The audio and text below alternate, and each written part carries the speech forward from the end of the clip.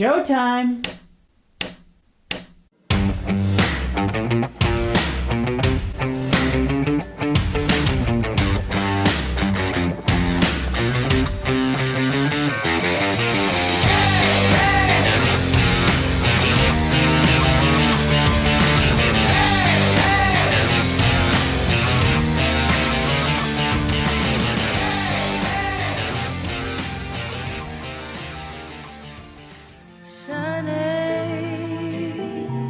Yesterday my life was filled with rain. Ooh, sunny, you smiled at me and really... Welcome everyone to the Rosie and Bill Show. Folks, it takes a special kind of talent to make all four chairs on The Voice turn around.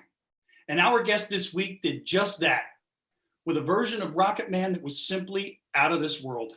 Please welcome to the Rosie and Bill Show, a singer with one of the most amazing voices we've heard in a long, long time, Holly Forbes. Holly, welcome to the show. Hi, thank you for having me. Oh, Holly, it's our pleasure. Bill and I said that at the same time. Holly, well, before we get into your run on The Voice, which was incredible, one of the things I noticed as I watched your audition and your work on The Voice is that there's many good singers out there, okay? And people can learn to sing, or they can be born with an incredible gift, but there's some things that you can't teach. And that's the connection that you have to a song and how it lives in your soul. And you have that. And it comes through like just glaringly. It's like really incredible. And it's a pleasure to watch. When you were growing up, how do you think that grew and blossomed in you? What were your influences in Kentucky musically? Well, thank you so much. That means everything. That's a big thing to me, is connecting and just like feeling the music. And yeah, for me growing up, I grew up in church a lot, and just kind of, in the church I grew up in, it was tiny. There were like 13 people that came sometimes, and we would all sing, sing our hearts out. And that, like, for me, just growing up, being encouraged to do that was a big deal. And I guess just, music was like the thing that I had when I was a kid. I was kind of like insecure about myself and everything, and music was just like something that gave me like something to put out into the world that people enjoyed and stuff. And yeah, I think for me, just spending my whole life like connecting to music, it's just a really strong bond that I have with music itself and singing. And I think that's maybe how it comes off so strongly, when I'm singing, is just it's authentic and just like real love, I guess, for music for me. Well, definitely the authenticity comes through. And Kelly Clarkson said that you allowed yourself to be a vessel through which the music and the song could flow. And you do. And that's very apparent. And yeah, I guess it is a way to kind of lose yourself, so you're not self-conscious about you anymore, that you're just allowing the joy of it and whatever the message is, the connection to flow. So that it's really beautiful. So thank you. Thank you. That's so sweet. Oh my gosh. Yeah. Kelly that was really kind. And like that for me, just hearing that and knowing that someone else noticed it, someone that I really look up to, I grew up, she was a huge influence on me as a kid. When I was in middle school, she was on American Idol. So yeah, she was one of my biggest like vocal influences when I was younger. So that was really special to hear her say that and know that she felt me, that was cool. Yeah, because she does that too. She has that gift as well. Yeah, she's incredible. I love her voice. I love her show, and just seeing her like cover songs all the time. She's so good. There's another aspect of this, Holly, that I'd like to touch on, if I may, and that's the fact that, I talked about Rocket Man when we introduced you here on the show, and clearly millions of viewers and all four judges were blown away by what you did. But to me, what's even more impressive is the fact that this wasn't the first time that you attempted to earn a spot on The Voice, was it? Oh yeah, I definitely not the first time. I auditioned for the first season, which was this season I was on was season 21, so it was several years ago. And ever since then, I think I was like 19 or 20 at that time, and I was pretty discouraged to not get a chance to be on the show. And at that point, I just like kind of it was just a goal for me to get on the show. So I auditioned. I think when I finally made it, it was my fifth time auditioning. So yeah, there's a lot that goes into it, more than what people might see and think that you just kind of walk in and audition. It's there's a lot that goes into it, and it's a lot of hard work. Well, that kind of resilience and perseverance doesn't come easy. Where do you draw the strength from to keep coming back? I don't know.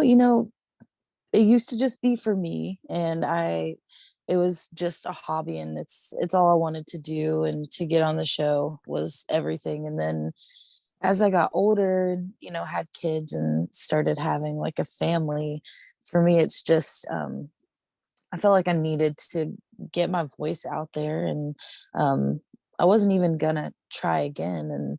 And just like the pandemic and everything, like being locked up in my house, and just all I had to do was just practice and keep trying. And I just felt like it's my thing, and I just wanted to keep trying and give it my all and show my kids that it's possible to follow your dream and get turned down for something several times. And it doesn't mean that it's a no. It's just like, maybe you're not ready yet, or maybe it's not the right time. And yeah, I love like accomplishing my goals. So that's something I want to do and inspire others to do. Well, that's a great lesson to teach your children through that. And I'm sure they were, Violet probably understood more than your son was a baby at the time. Oh, yeah. But now, I'm sure that they can look at things and get really kind of excited to watch you perform. I mean, how did it feel for you when all four chairs turned around? Because I saw that you got emotional. Oh yeah. What was wrapped up in that moment for you? Just as I said before, it's a very long process. So, it's all kind of like leading up to that one moment. Like they can prepare you, or you can practice all you want. But if you go out there and you mess up, or, you do your best and they don't like it and don't turn around, that's it. That's, your moment.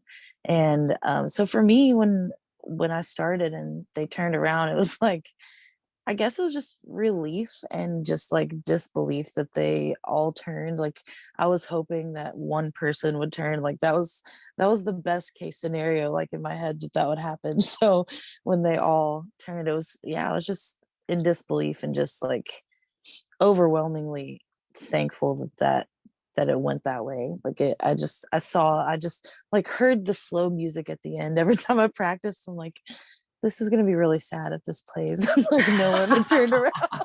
So I like kept seeing that, but I was like, okay, this is, yeah. So it was emotional, and I was just thankful. Mostly it's the biggest thing. Was there ever a doubt who you were going to pick? Like once they all turned around, were you like, oh, well, yeah, it did. Yeah, it kind of did. I didn't know for sure. And then I really wanted to pick John, like when I first came into it. And even it was weird because when I got the call saying that I like made it through to go to LA, I was at home and I was watching a movie, and like the movie went right off at that point, and John Legend like randomly started playing on the TV. And it was like right after I hung up the phone, I was like, this might be a sign. Like John Legend, I feel like we're gonna like work together or something. But then that didn't happen, and I always like in the back of my mind wanted to go with Kelly. So I think that it was meant for me to just pick her. So but yeah, John was up there right with her for sure. Well, Ariana blocked him, right? Yeah, she did. And I loved Ari. I love Ariana. Like I mean, I adore her in every way, and I'm really happy I got the chance to work with her because I mean, going in, I've always been a fan, and my daughter is like the biggest fan of all time. So it was I don't know, just something, I just felt like more connected with Kelly, I guess, even though Ariana blocked John. But I'm really thankful. I was hoping like down the line I would still get the chance to work with Ariana. So it worked out. Yeah. Yeah, I'll tell you, Holly, just two things. One is I thought maybe Blake's chair was broken at one point because the other three turned so quickly. Oh And yeah. I had to watch it a couple times. Has he got the brakes on the chair or something? What's going on? But he I know eventually, that. eventually came around. But the other comment that I wanted to make and follow it up with a question is in one of the episodes, you performed Alone by Heart.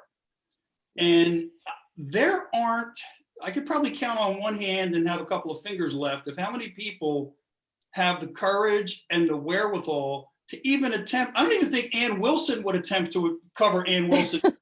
Right.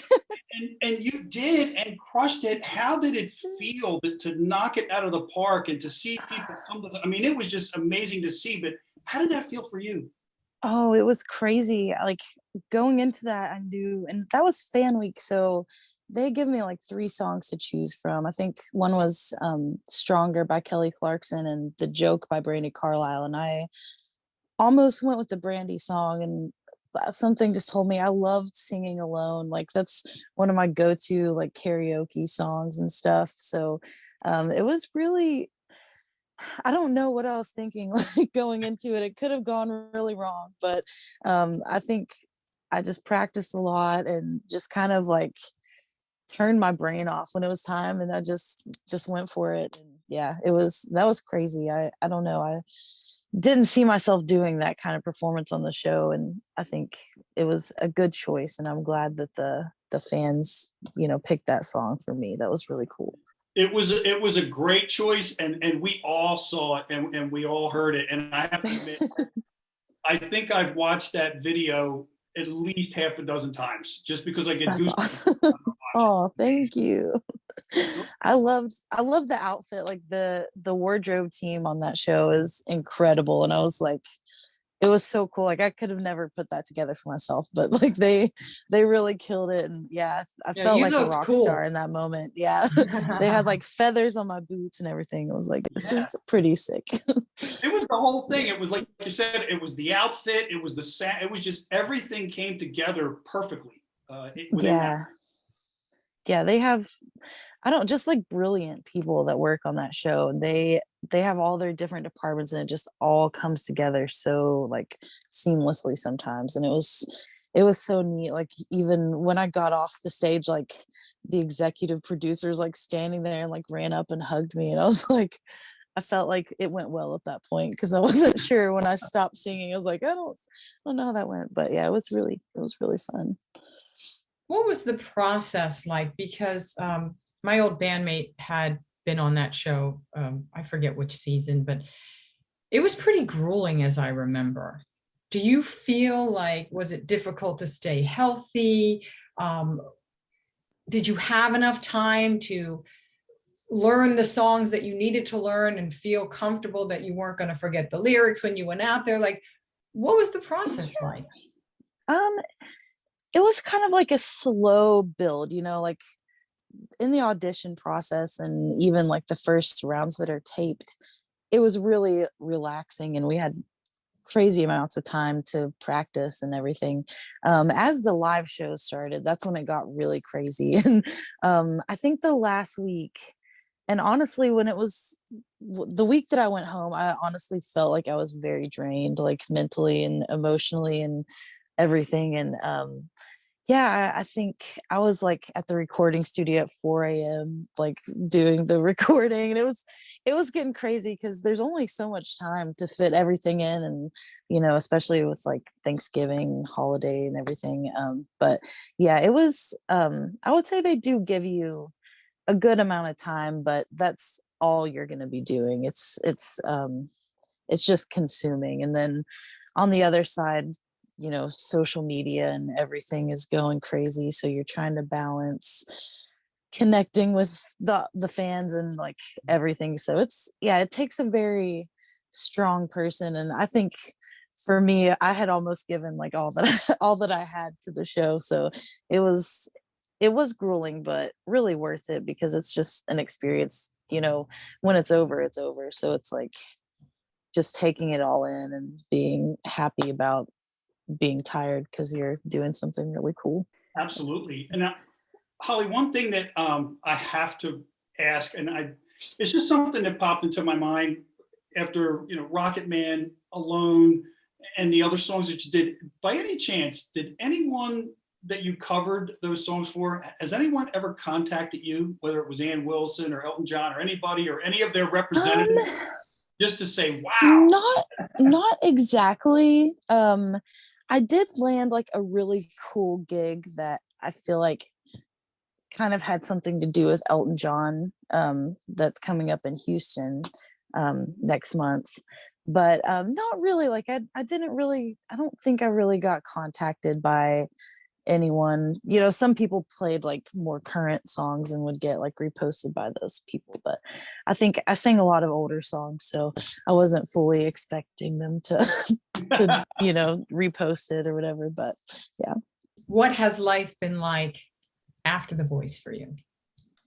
It's been really great. I live in a super small town, so anytime I go to the store or pretty much anywhere, it's people are like, oh my gosh, can I get a picture with you and stuff, which is really sweet. Like I love that. So that doesn't like get old to me or anything.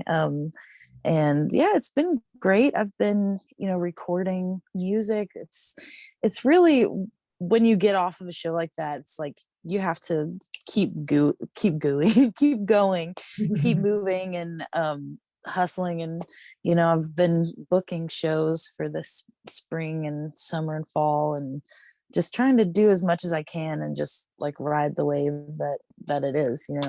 So it's been good, I would say. Yeah, and I think late last year, or like around the holidays, you did some shows with Landau Eugene Murphy, right? What was that experience like? Yeah. Oh my gosh, that was fun. He's hilarious. Like I'd listened to him, and I'd seen him on America's Got Talent, and I never knew that he was just basically a comedian.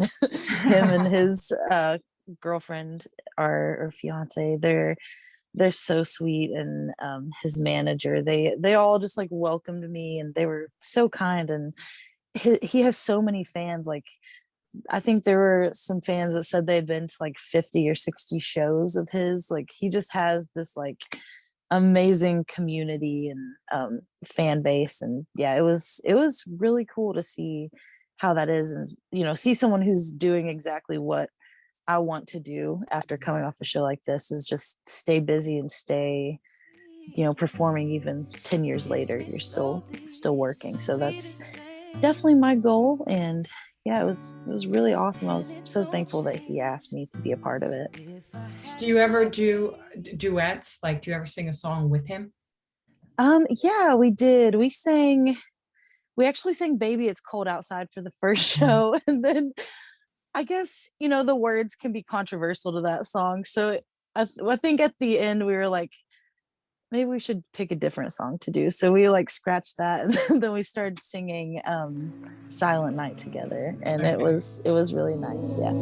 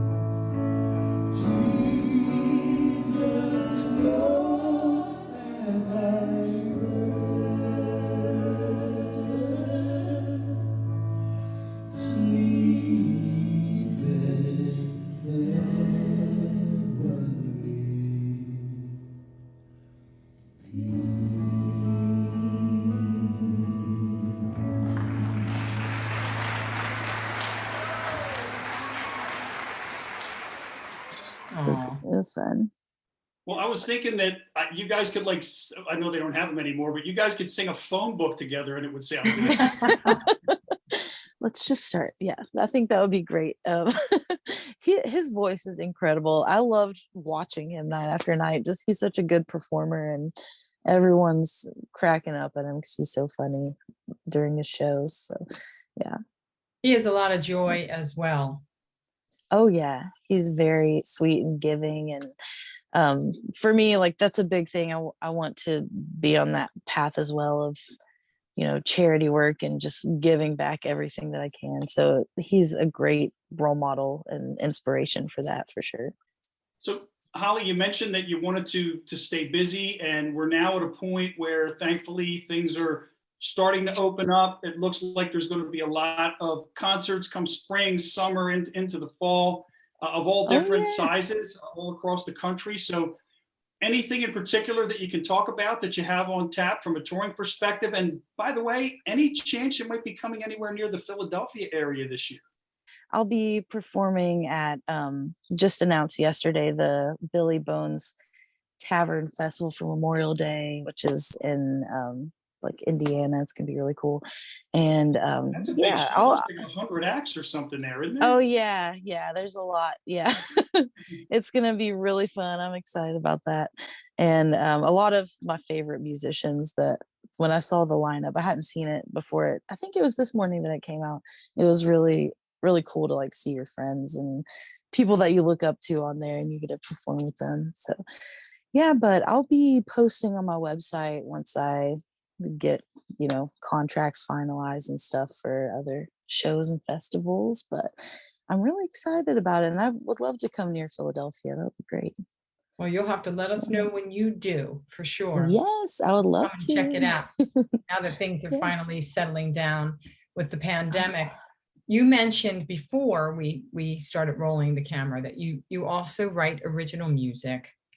Yes. Are you going to be recording another album? And if so, are you going to do your original work on there? Yes. I have a lot of music with my fiance that we've written together over the years. Probably like over the past 5 or 6 years that we've never released really. So I'm going to be putting a lot of those on there, but also songs that I'm writing now. So I've been trying to, write as much as I can from my own voice. That's something I've never really done that much, just solo. So it seems beneficial to me to start putting that out. And I'm also releasing actually at the end of March, I'm going to be putting out a live from the Paramount Arts Center album or EP. It's got like 5 or 6 songs on it. So that's going to be coming out soon. It's got some originals, a couple cover songs from our New Year's Eve show that we did there. Does your fiance play an instrument? Does he ever play in a band with you? Yeah. He plays guitar, and we started out as we were a little duo called Holly and the Guy. So we had a lot of we had a lot of like local success with that back in the day. And now he plays in my band with some other musicians that I love, and we love to make music together. So that's like a big part of our love story. Just that's wonderful. Music. Well, Holly, we would love to end the show with one of your original songs if you'd like to do that. Yes, I would love to, for sure. That's awesome. And we want to thank you for coming on the show and sharing your experience with us. And we know you've got a very bright future ahead. You're so talented. So thank you so much for sharing it with us. Well, thank you guys. Thank you for having me, and your questions were great. So I just really love talking to you guys. Thank you, Holly. And folks, we thank you so much for watching. We'll see you next week.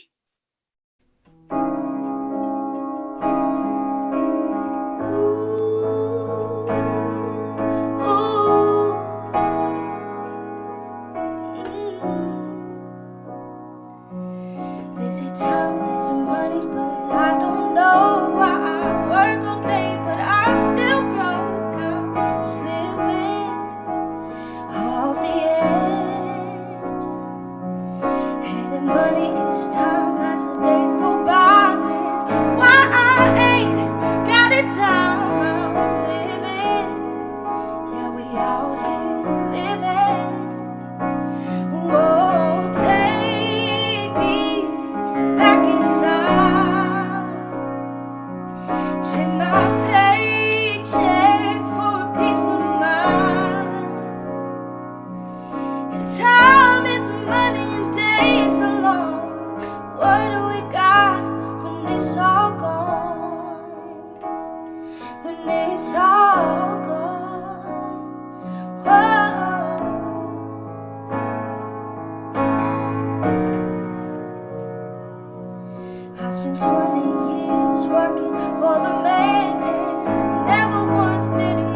shake my head, couldn't see me. I was dreaming, and the babies grew up, but we didn't know the things that would mean the most. Little moments made of gold. Whoa, take me back in time. Trade my paycheck for a peace of mind. If time isn't money and days are long, what do we got when it's all gone? So what do we got? What do we got when it's all gone? Oh, with money, money, money is time. Tell me why I ain't gotta die. Oh, with money, money, money is time. Tell me why I ain't gotta die. So take me back in time. Trade my paycheck for just a little bit of time. What do we got when it's all gone? I said, what do we got when it's all gone?